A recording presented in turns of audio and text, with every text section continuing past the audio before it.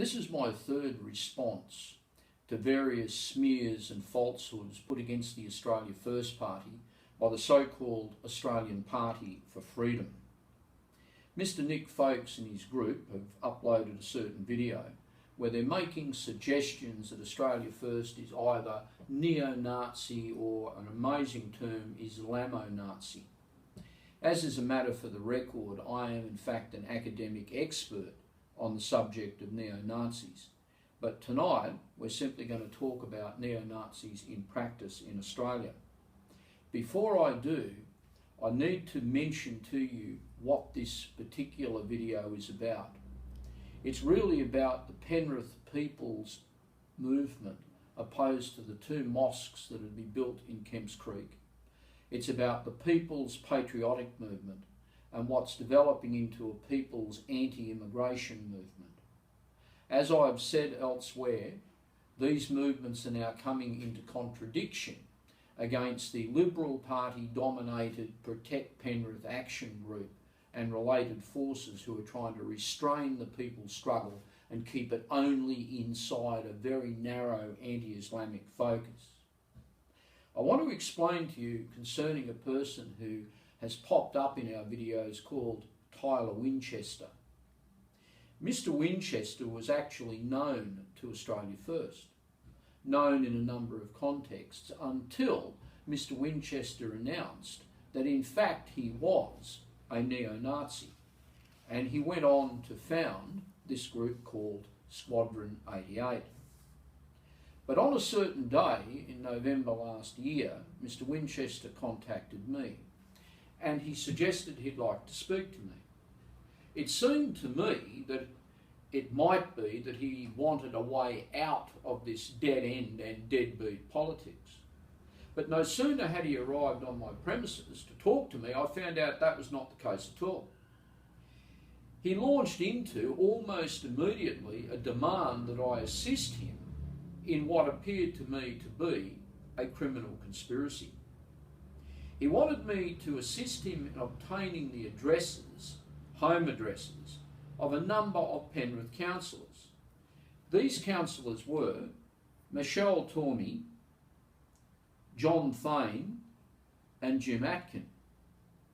He said to me that a plan had come into being to damage the homes and property of these councillors, and that this would be a signal, if you like, to the Penrith people of the need to take stronger measures against the supporters of the mosques. Anyone who knows me knows that I have no little legal knowledge.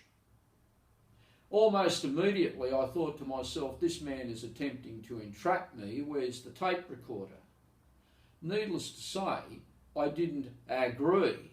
I would not have agreed, but I certainly didn't agree. Once you agree to a proposition put to you to break the law, you've actually entered into a criminal conspiracy. I feigned that I might in some manner be interested in his idea and let him go.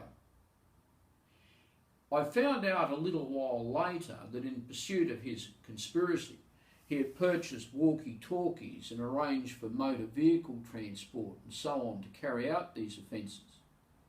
I brushed him off in another phone call that I could be of no assistance to him.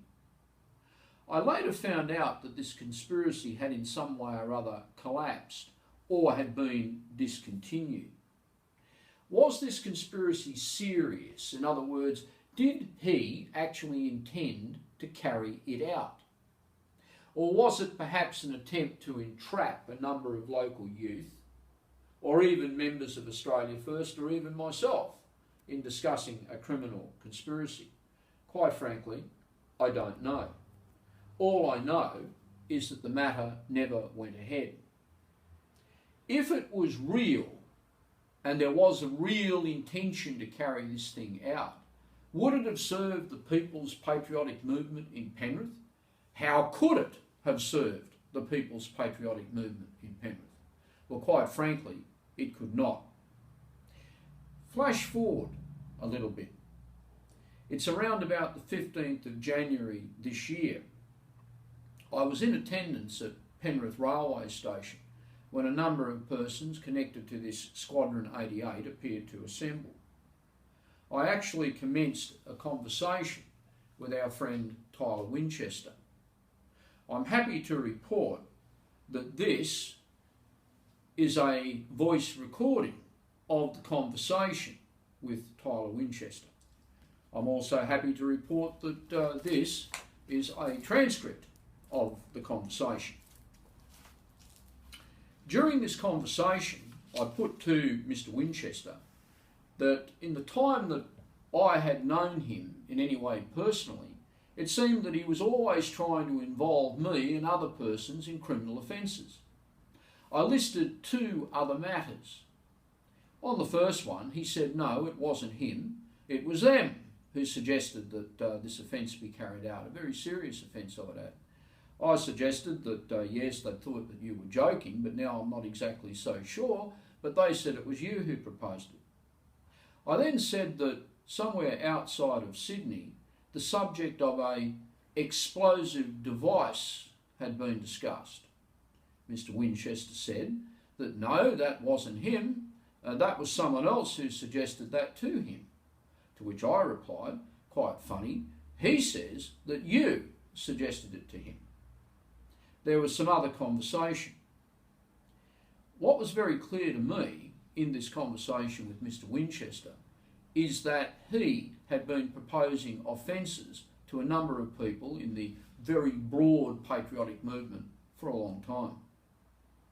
I'd now like to bring you forward again to March 2015.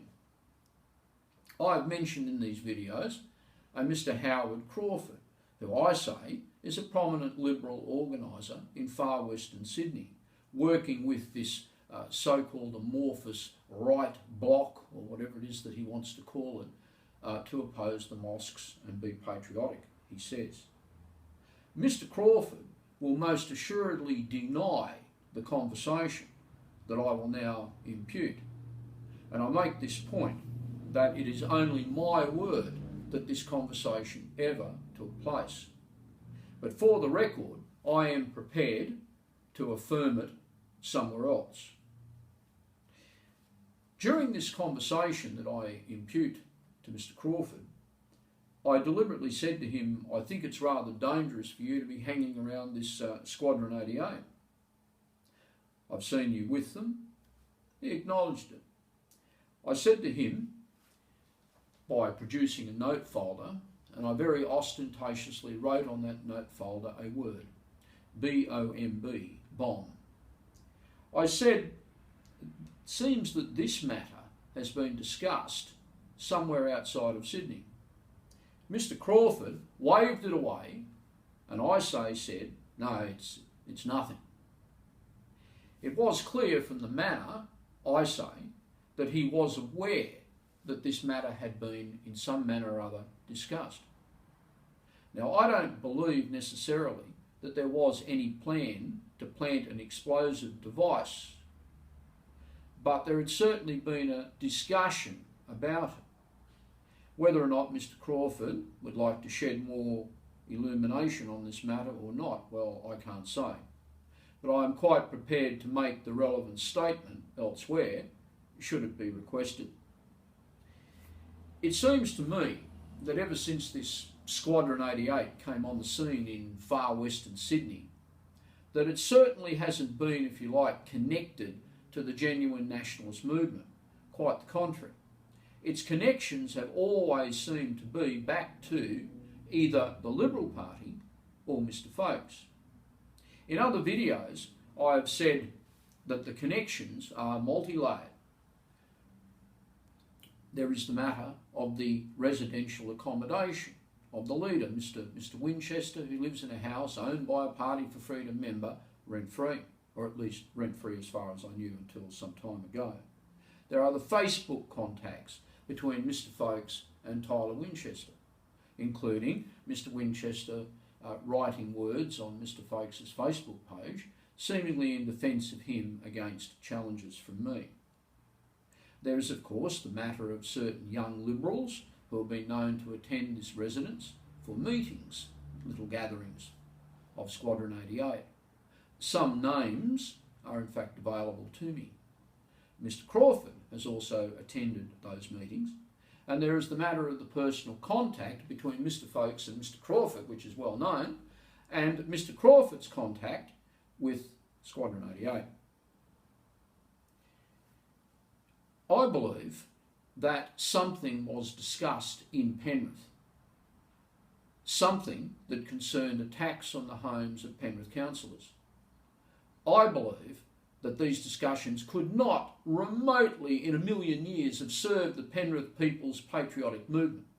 Whatever they were for, whatever their actual purpose is, I'm a person schooled in the discussion of those sort of rather obtuse matters, but it's not for me tonight to give to you a reason. But it is certainly something that should in fact be the matter of a proper police investigation to determine whether or not this actually occurred and what the purpose of it was.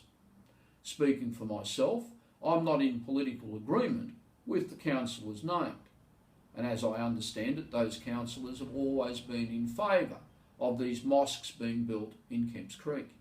They should not be built. However, attacking the homes of certain councillors would not have been the way forward for this movement. I believe that there should be an investigation, a proper one, into the activities of so-called neo-Nazis. When this investigation is carried out, it won't be Australia First which is implicated in their activities. Quite the contrary. Thank you.